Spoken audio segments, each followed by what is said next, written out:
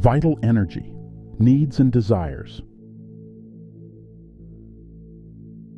The path of spirituality is often seen as a journey of self-discovery and self-transcendence. It's a quest for deeper understanding, inner peace, and connection with the divine. Yet, along this spiritual journey, there is a profound challenge to face: the distinction between needs and desires.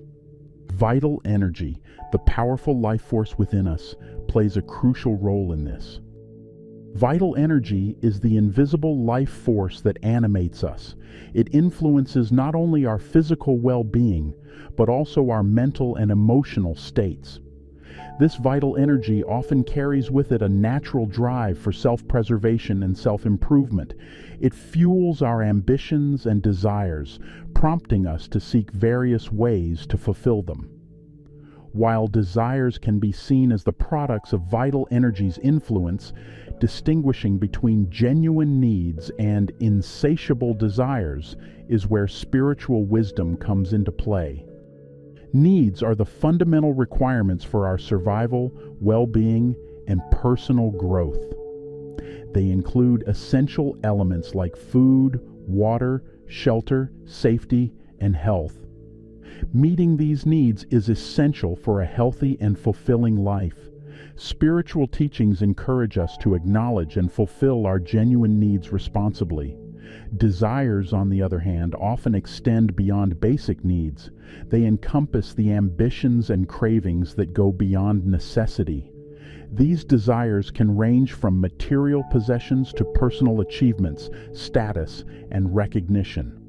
While pursuing desires is a natural part of life, spiritual wisdom invites us to discern between healthy desires that contribute to our growth and desires that are driven by ego and attachment. The delicate balance between needs and desires is a critical aspect of spiritual development. It's essential to nurture spiritual discernment, to understand when vital energy influences us toward genuine needs and when it propels us into the realm of desires. Mindfulness practices help us become aware of our thoughts, emotions, and the motivations behind our actions. By observing our desires without judgment, we can distinguish between genuine needs and desires driven by external influences. Spiritual teachings often emphasize contentment and inner peace as alternatives to ceaseless desires. Recognizing that true fulfillment comes from within can help us quell the restlessness of insatiable desires. Regular self-reflection and introspection allow us to assess the motives behind our actions. This fosters a deeper understanding of whether we are responding to genuine needs or ego-driven desires. The ambitions fueled by vital energy are a double-edged sword. When directed toward genuine needs and the betterment of ourselves and society, they can be a driving force for growth and positive change. However, when misaligned with our true purpose, these ambitions can lead us down a path of perpetual discontent and attachment. Spiritual wisdom teaches us that it's not desires, but our relationship with them that determines our spiritual growth. By cultivating self-awareness and discernment, we can maintain a balanced equilibrium between fulfilling genuine needs and navigating the realm of desires, ultimately progressing on our spiritual journey with clarity and purpose. Yoga traditions emphasize cultivating a harmonious relationship between personal ambitions and the spiritual aspects of life. Through practices like self-reflection and self-study, Svadhyaya, individuals in the yogic tradition explore their ambitions and aspirations. This introspective process helps align personal goals with a broader understanding of the self and the interconnectedness of all life. In yoga, practitioners are encouraged to set conscious and positive intentions for their practice. By aligning ambitions with higher spiritual goals, individuals seek to channel their vital energy towards personal and collective well-being. The path of karma yoga and yoga philosophy involves selfless action and performing one's duties without attachment to the results. By dedicating the fruits of one's efforts to a higher purpose, individuals can manage their ambitions and the flow of vital energy. In Bhakti Yoga, the path of devotion, redirecting life energy towards the divine, is a central theme. By cultivating devotion and deep reverence for the divine, individuals redirect their life energy away from ego-driven desires, finding fulfillment in serving and loving the divine.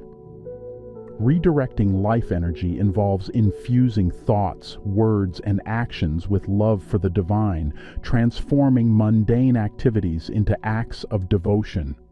This egoless state fosters a sense of oneness with the divine, transcending personal ambitions for a higher purpose. In Buddhism, the concept of right intention, samma sankappa, within the Noble Eightfold Path emphasizes aligning one's ambitions with ethical and spiritual principles. Practitioners are encouraged to cultivate intentions rooted in non-harming, goodwill, and renunciation of harmful desires.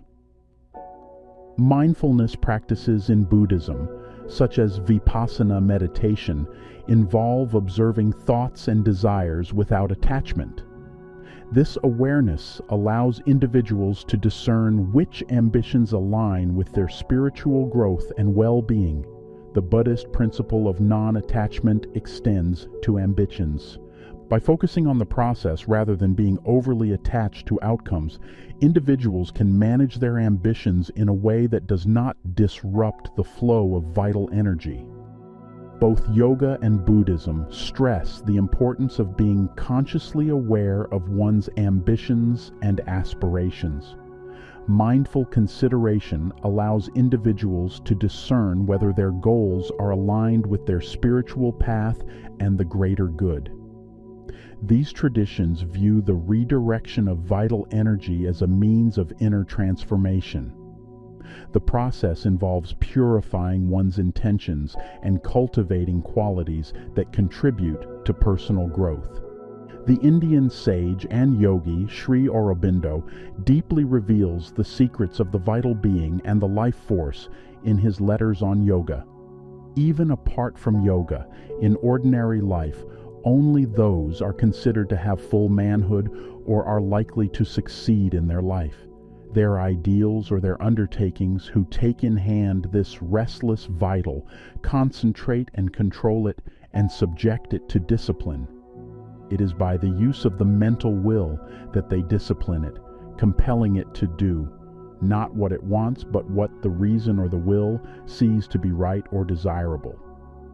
In yoga, one uses the inner will and compels the vital to submit itself to tapasya, so that it may become calm, strong, obedient, or else one calls down the calm from above, obliging the vital to renounce desire and become quiet and receptive.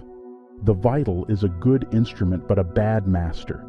If you allow it to follow its likes and dislikes, its fancies, its desires, its bad habits, it becomes your master, and peace and happiness are no longer possible. It becomes not your instrument or the instrument of the divine Shakti, but of any force of the ignorance or even any hostile force that is able to seize and use it. But this must always be remembered, that the vital being and the life force in man are separated from the divine light, and so separated, they are an instrument for any power that can take hold of them, illumined or obscure, divine or undivine. Ordinarily, the vital energy serves the common obscure or half-conscious movements of the human mind and human life, its normal ideas, interests, passions, and desires. The vital energy by itself leads nowhere, runs in checkered, often painful and ruinous circles, takes even to the precipice, because it has no right guidance. It must be connected with the dynamic power of the higher consciousness and with the divine force acting through it for a great and luminous purpose.